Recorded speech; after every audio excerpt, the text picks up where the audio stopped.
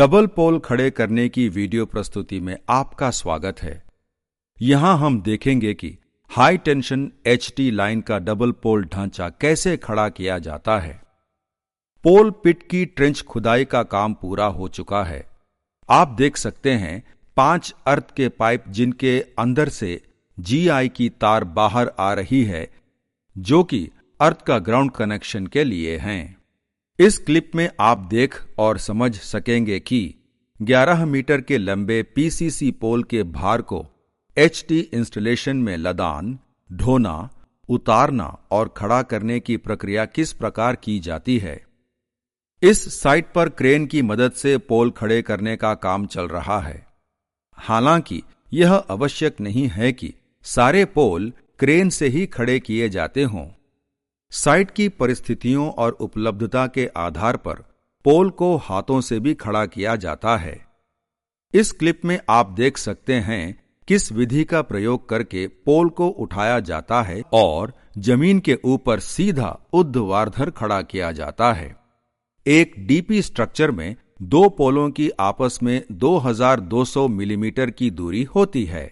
यह माप पोल mount substation पर लगने वाले सारे उपकरणों का सही तरह से संभालने में सहायक होता है। यह बहुत ही महत्वपूर्ण है कि पोल को सावधानी के साथ उठाया जाए ताकि कोई दुर्घटना ना हो या पोल खंडित ना हो। आप देख सकते हैं पोल को छोटी वाली धुरी से बिल्कुल बराबर प्रास कैंटिलीवर सिस्टम से उठाया जाता है। यहां पोल को क्रेन के साथ हुक कर दिया है और सावधानी से बराबर संतुलन रखते हुए उठाया जा रहा है। लाइनमैन दोनों दिशाओं से खींचने के लिए पोल के निचले हिस्से में रस्सी बांध रहा है। आपने ध्यान से देखा होगा कि किस विधि का प्रयोग करके पोल को सावधानी से उठाया जाता है। अब आप देख सकते हैं कि पोल को सीधा खड़ा कर दिया है और सीधा ही बिठाया जा रहा है। दोनों दिशाओं से सहायक लाइनमैन रस्सी खींचकर एंकरिंग कर रहे हैं। हमें पोल को पोल पिट पर खड़ा करना है, इसलिए एंकरिंग की आवश्यकता पड़ती है। पोल को दोनों दिशाओं से रस्सी की मदद से सीध में मिलाना होता है।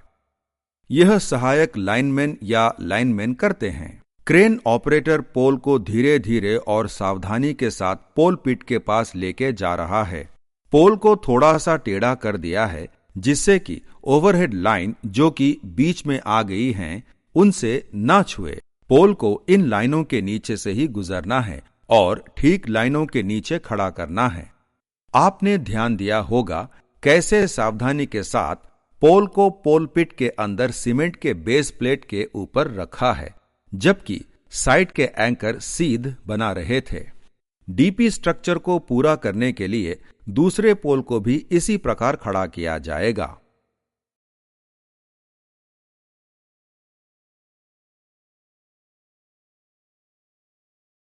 पोल को एक खास स्थिति के लिए सीध में लेकर आए हैं। अब पोल को घुमा रहे हैं ताकि वह एकदम बेस प्लेट के ऊपर बैठ जाए।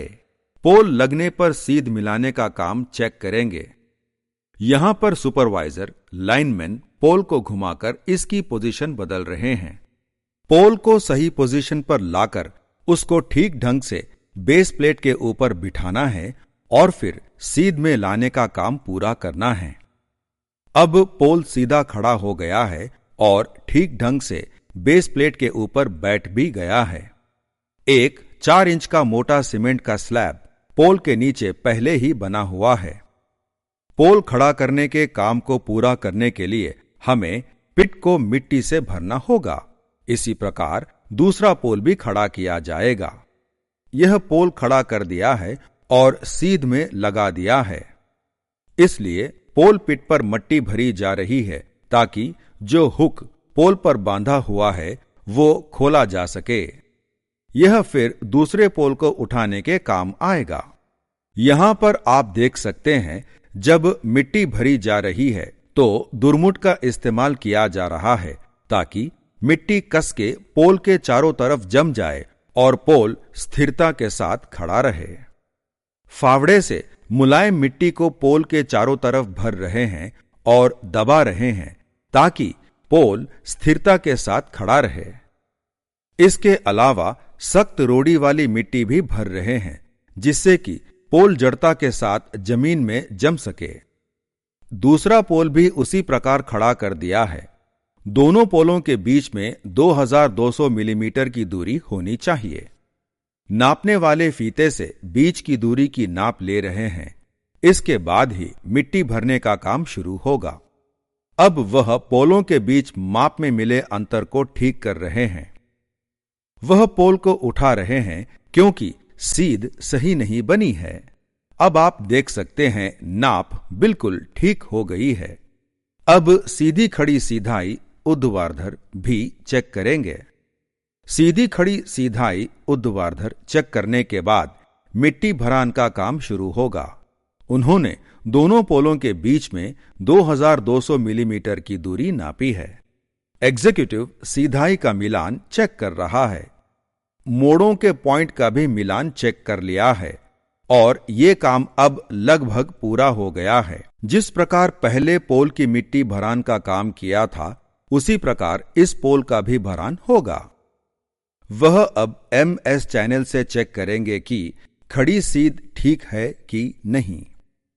अब वह बाहरी सतह से दूसरे पोल की बाहरी सतह के साथ मिलान कर रहे हैं और सीध बिल्कुल ठीक है। अब आप देख सकते हैं कि फीते से नापने के बाद वास्तविक दूरी 2200 मिलीमीटर की है। अब उन्होंने एंकर की रस्सियों को हटा दिया है। अब मिट्टी भरान का काम शुरू होगा। अब आप देख सकते हैं मिट्टी भरान का काम इस डीपी स्ट्रक्चर पर शुरू हो चुका है। पहले वह मुलायम मिट्टी डालेंगे और फिर सख्त रोड़ी वाली मिट्टी से भरेंगे। वे मिट्टी को जमाने के लिए दुरमुट का प्रयोग करेंगे। तब वे पोल के चारों तरफ मिट्टी को जमा देंगे, जिससे कि पोल दृढ़ता के साथ जमीन पर गड़ा रहे और स्थिर होकर खड़ा रहे। यह सुनिश्चित करने के लिए कि पोल बिना झुके या ढीले हुए बिना सीधा खड़ा होगा। मिट्टी का भरान और दुरमुट से जमाने की प्रक्रिया को साथ साथ किया जाता है।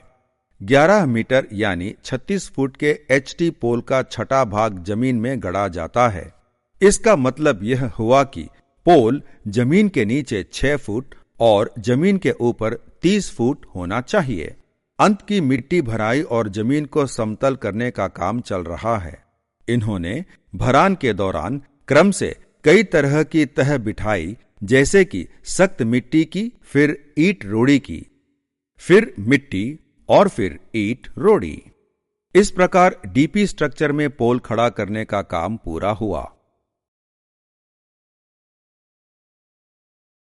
अब दोनों पोल खड़े हो चुके हैं और मिट्टी भरने का काम चल रहा है। सारी खुदी हुई मिट्टी पिट में भर दी है और जमीन को समतल किया जा रहा है। जमीन समतल हो गई है और सारी जगह साफ कर दी है।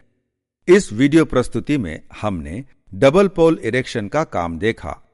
हमने देखा कि कैसे क्रेन की सहायता से पोल को सावधानी के साथ उठाया जाता है और फिर पिट पर रखा जाता है।